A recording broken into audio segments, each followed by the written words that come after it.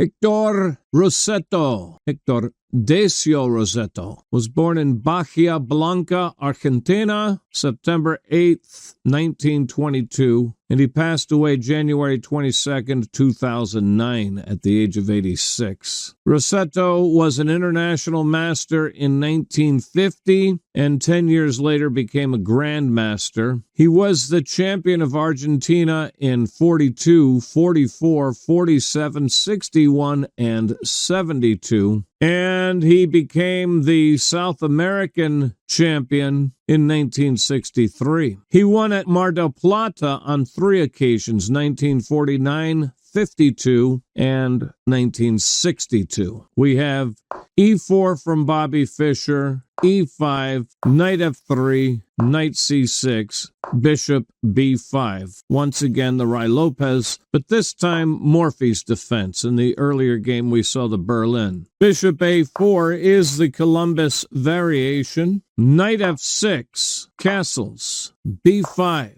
Bishop B3, we have a closed Spanish with Bishop E7. Rook E1, castles, H3, D6. C3 here is Pelqueres' variation. Knight A5, Bishop C2, C5, D4, and Queen C7. That's Mikhail Chigorin's defense. Queen's knight to D2 here. Bishop pawn takes the pawn. Pawn takes the pawn. And Bishop B7 is Panov's system, named for Vasily Panov. He lived from 1906 to 1973, and he was a Soviet chess player, author, journalist, Moscow champion in 1929. He had his greatest tournament victory was at Kiev in 1938. Now, Panov's system can be played with the bishop to D7 as well, by the way. And let me show you the moves of that line. Knight F1, Queen's rook to C8, Knight E3, Knight C6, Pawn D5, Knight B4,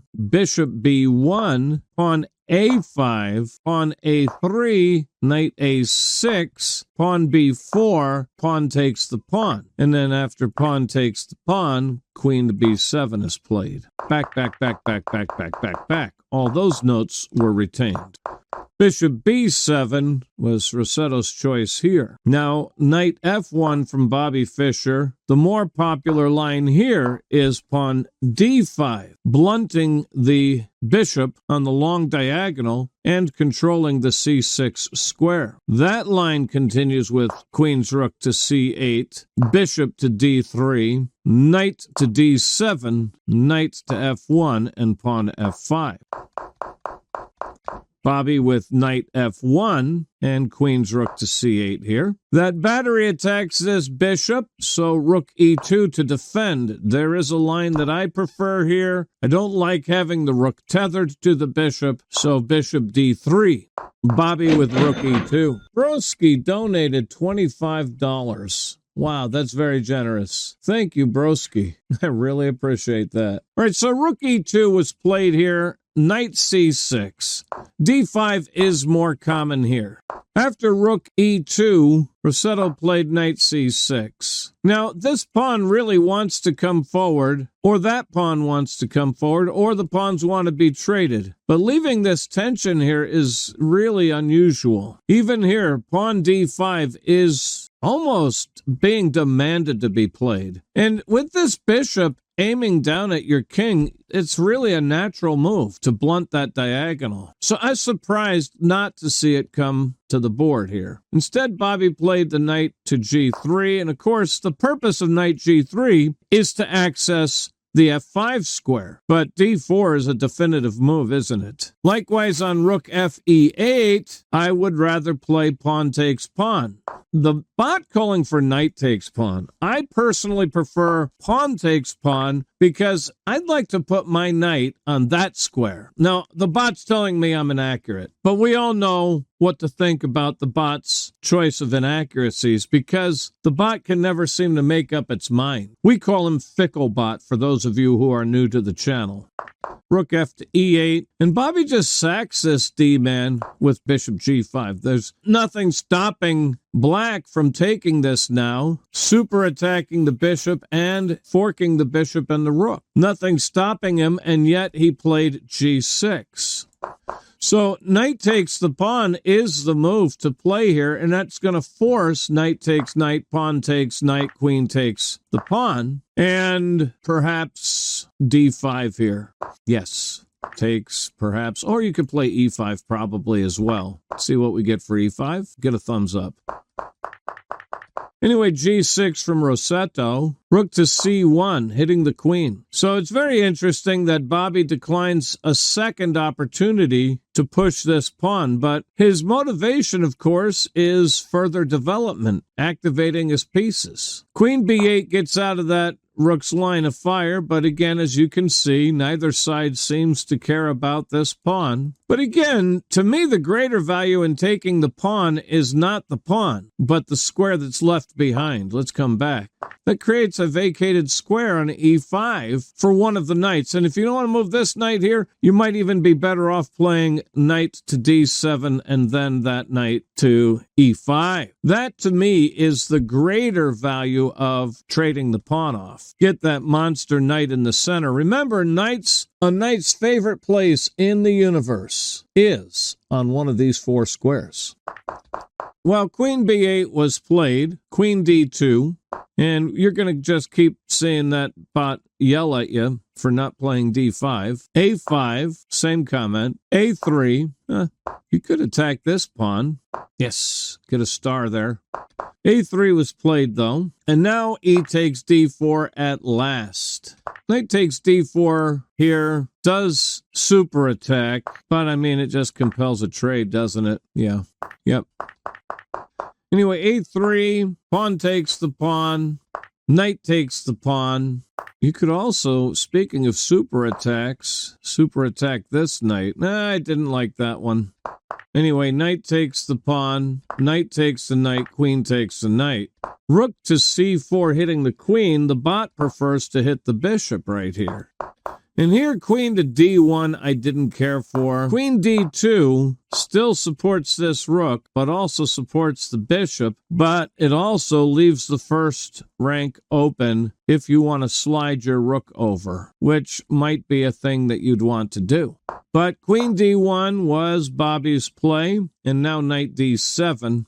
The bot calling for knight. Interesting. Knight h5 is not a very natural move, right? It's the knight on the rim is dim, but it is more active because it not only puts a question here, but it puts a question here as well. And it's a good question. You make it more complicated. The more complicated you make a position, the more likely your opponent is going to make a mistake.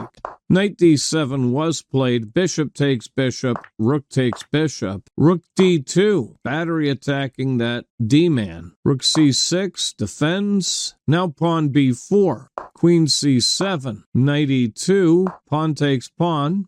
Knight d4. Rook b6. And now pawn takes pawn. Yeah, bishop d3 discovering an attack on the queen is quite a move. It also vacates the c2 square, so this rook can slide over and make a battery on this open c-file. And this pawn can still be captured on the following turn since the queen is en prise. So that pawn's not going anywhere. Pretty instructive move by the bot that time. Queen c4, queen c3 preferred. Bishop b3 hits the queen. Queen g4 being called for. I like playing rook b1 first, followed by bishop b3. Nope, tells me I'm wrong. Tells me, no, you're wrong, Coach Daniel. You should have played Fischer's move. This is what I mean by fickle bot, ladles and jelly spoons. When Fischer played bishop b3, the bot says, that's a mistake, Fischer. You should have played queen g4. When Coach Daniel suggests, well, why don't I play rook b1? It says, you're wrong, Coach Daniel. You should have played bishop b3. Fickle bot. Fickle bot. Queen takes the pawn here. Rook b2. king g7, rook b1, bishop takes e4, bishop c2, bishop takes bishop is going to lose the exchange. That's a mistake. So the bot is saying queen a5, queen a3 is the same idea as the move I had in my mind. And the point is we're going to push this b-man up the board. I get a star for that. But this is ill-fated. It does lose the exchange because rook takes the bishop and your queen is still en prise. Queen a4 and now rook a1. Queen b4, knight c6. Rook takes the knight. Rook takes the rook. Rook e6. Rook b1, queen e4. Now rook c1. Rook c3 has the idea of, it's a much more versatile move, isn't it? Because you can come here and battery attack that pawn. You can come here and attack the queen. You can come here and get a beat on the king. You can even come here and get a pin here. Not that that can really be of any value right now, but all of these moves are interesting. Bobby with rook c1, rook e5, queen c2, queen b7, rook b3, knight c5, rook b4, knight e6, queen c3, threatening pawn f4. So king g8, queen c8 check, forces the queen trade, queen takes the queen, rook takes the queen check, king g7, g3, rook d5, rook b8, super attacking the passed pawn here. Knight d4 super defends, king g2, pawn h5, rook b2, king f6, rook d2, king e5. Rook f8 is the wrong way to go. Rook b7 remains behind the passer and still puts the same pressure on the f-man. Bobby with rook f8, knight e6, pawn f4 check, king to e4, rook takes the rook, king takes the rook, and now rook takes the pawn here. b4, f5, pawn takes pawn, rook takes pawn with check, and king c4. This pawn is starting to get dangerously close to the promotion square. Bobby plays rook takes h5. That gets a question mark. Oh yeah, create a skewer here on the knight and this pawn. Well, rook takes the pawn. I think at this juncture, maybe Bobby was just already thinking draw. b3. Okay, so rook f5 gets a question mark with rook h4 being suggested. Remember this, though. Rooks belong behind passed pawns. My thought was rook h8. Let's see what I get. Question. Fickle bot, second time in this same game. Twice in the same game. Bobby made a move. Ficklebot said, that's the wrong move. I suggested an alternate move, and Ficklebot says, no, you should have picked Bobby's move. Well, make up your mind, Ficklebot. Make up your mind. How can it tell me that rook f5 is the best move, but tell Bobby that, no, rook f5 is a mistake? Make up your mind. Same as before over here on bishop b3, when I suggested rook b1. Try rook h4? Try rook h4. That's Funé. Now that does get a star. But yeah, I have actually seen that before. All right, so rook f5 is the best move if you want to play rook h8, but rook h4 is the best move if you want to play rook f5. Well, b2 forces rook f1, king d3, yeah, d5 being called for. Get those passed pawns moving, right? So king d3 not liked. h4. Passed pawns are meant to be pushed. I just got finished saying that, but now again, that's not liked. King c2, same comment. But I mean, how do you not like this move? Who doesn't play king c2 here and threaten to promote the pawn? Check king c3, rook f1, king c2. Now, remember that these masters will play repetitions just to get that move counter incrementing toward satisfying the time control. So king f3, d5, rook f2 check, once again ticking the move counter up. h5, sure, passed pawns are meant to be pushed. But yeah, king c3, rook f1, same thing as before. Only it's not a repetition of before because a pawn has moved. Yeah, and again, d4 could be played here probably.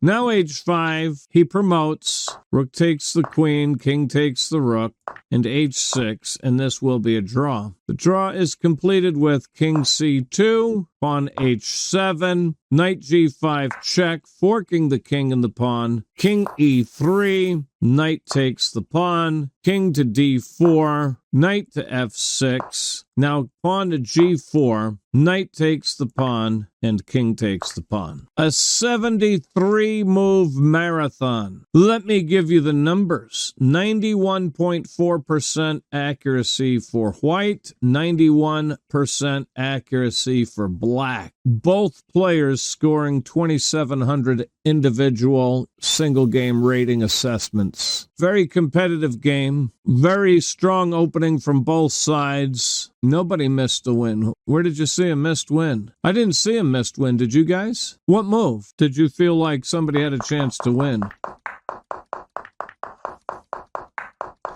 I mean, black has some interesting chances here with these passed pawns over here. Really, black looks better than, even though white is up the exchange, black looks a little bit better because of these passed pawns. But that's called compensation. Black's compensated for the exchange with these two passed pawns. I didn't really see any missed wins in this game myself, necessarily. I mean, it's debatable. I mentioned that he didn't necessarily have to give up the exchange back here with bishop takes c2 right here. Would you say white's winning here? Wait a minute. You're saying that black missed a win by not pushing the other promoting pawn? Let's go toward the end game again. I wouldn't say he missed a win.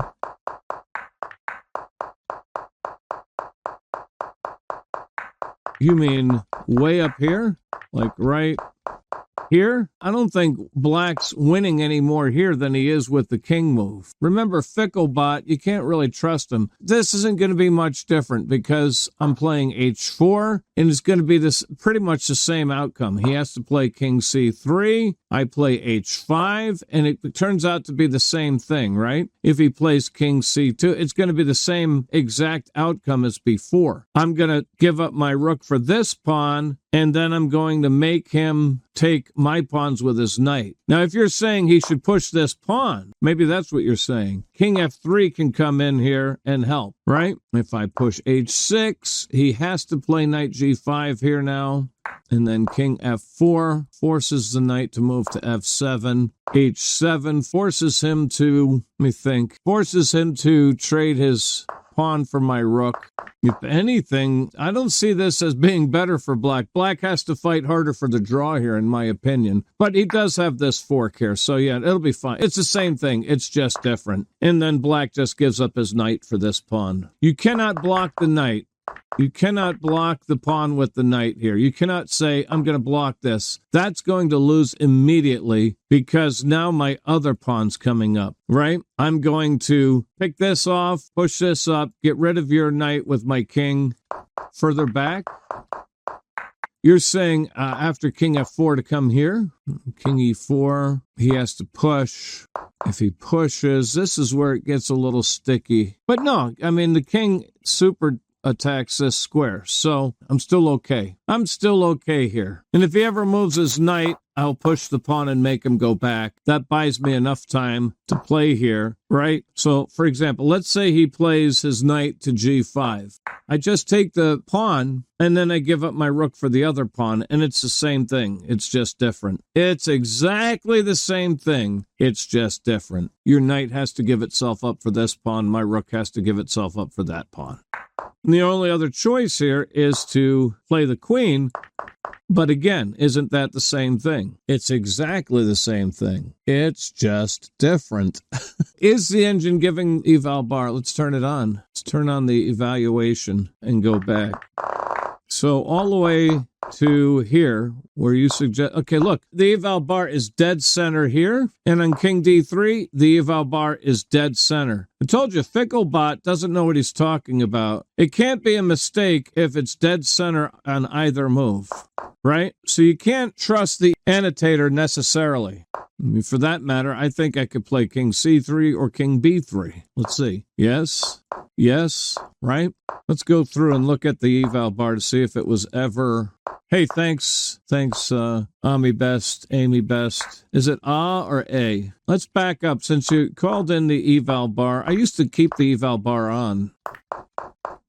Yeah, there's a smidge of a budge here for white, but keep this in mind. If this eval bar is less than 1 or greater than -1, for humans, that's equal. But then it settled back on 0. So even where we did see some movement, right? So remember when I said this makes a little more sense on principle to stay behind a passed pawn, but look at the eval bar. Okay, it barely budges. It barely budges. It's more of a principle thing than an actual practical thing. Let's go back. Well, look, white, the eval bar is liking white a little bit more here, but again, it's only 0.5, barely just under point. Well, it can't make it. Once it settles, it's right around 0.5. Look, both players were in, what did I say, in the 90s, right? 91.4 for white, 91 for black accuracy. You're not going to get too much better than that. This may be, let me go look here at the graph. That's what I should have done. There's a graph here. Okay. This move gave white his best evaluation of the game, this g6. Right now it's at 1.3. Right, we did mention that this would be stronger, but you know, as soon as I played it, look, the eval bar went down to 0.5. So even the analysis engine is not quite, you have to let it sit. The problem is when you take a snapshot, it's a lot less accurate than when you let it sit and simmer. So no, I don't think there were any misses in this game. There may have been some matters of preference that we discussed, but this was a pretty high quality game.